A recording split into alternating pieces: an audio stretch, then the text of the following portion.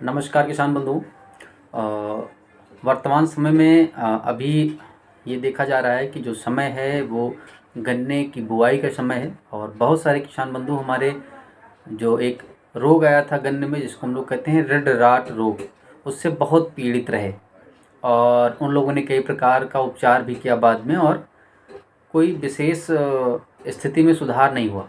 तो उन लोगों के लिए मैं बताना चाहूँगा कि आप लोग गन्ने का बीज उपचार करके तभी आप बुआई करें। अगर आप बीज उपचार कर लेते हैं तो 99% रोग आपके वहीं ख़त्म हो जाते हैं। बीज उपचार कैसे करें, किन दवाओं से करें, कौन सी दवा उचित रहेगी, कौन सी हमारे लिए इकोनॉमिकल रहेगी यानी कि बचत करेगी हमारी, तो मैं आपको बताना चाहूँगा कि इफ़को की मोयासी एक दवा आती है जो फंजीसाइड है यानी फफूंदनाशी। इसमें आपका थायोफेनेट मिथाइल 70% में पाया जाता है और ये आपका 1 एकड़ क्षेत्रफल के लिए जिस खेत में आपने गेहूं या धान या कुछ अन्य फसल लगा रखी थी उसमें अगर आप बीज का उपचार कर रहे हैं तो 250 ग्राम आप 1 एकड़ क्षेत्रफल के लिए पर्याप्त होगा।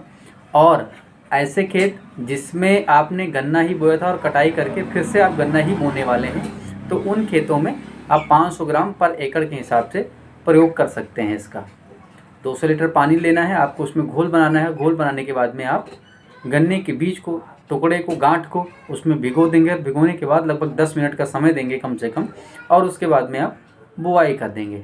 इसी के साथ साथ बहुत सारे किसान बंधु हमारे फिप्रोनिल का प्रयोग करते हैं कीटनाशक के रूप में, या फिर थायमथाग्जाम का प्रयोग करते हैं, या फिर वो लोग थायमथाग्जाम के अलावा बहुत सारी दवाएं आती हैं उनका प्रयोग करते हैं। तो उन लोगों के लिए वो मैं बताना चाहूँगा इफ़को कंपनी की ही एक दवा है जो तायो प्लस के नाम से आती है।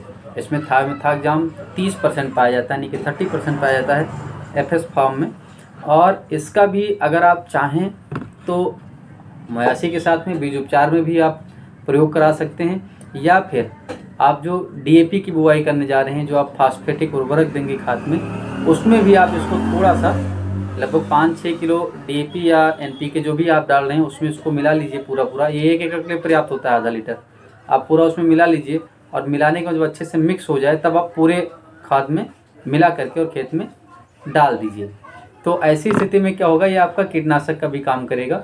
और चूंकि थायमथाग्जाम है तो इसमें फाइटोटोनिक इफेक्ट भी होता है, तो जब भी आप पानी लगाएंगे, पानी लगाने के बाद में आप खेत में एक अलग प्रकार से हरापन भी दिखेगा और ब्यास भी अच्छा होगा या विकास भी अच्छा होगा। तो इन दोनों दवाओं का प्रयोग अगर आप करते हैं तो निश्चित तौर से मैं कह सकता हूं कि आपके खेत में जो रेड राट रोग की समस्या है या फिर पीका सूखने की जो समस्या है उनसे आप निजात पा सकते हैं। बस आज के लिए इतना ही। आगे के लिए जुड़े रहिए, देखते रहिए खेत की बात खेत पर। बहुत बहुत धन्यवाद। नमस्कार।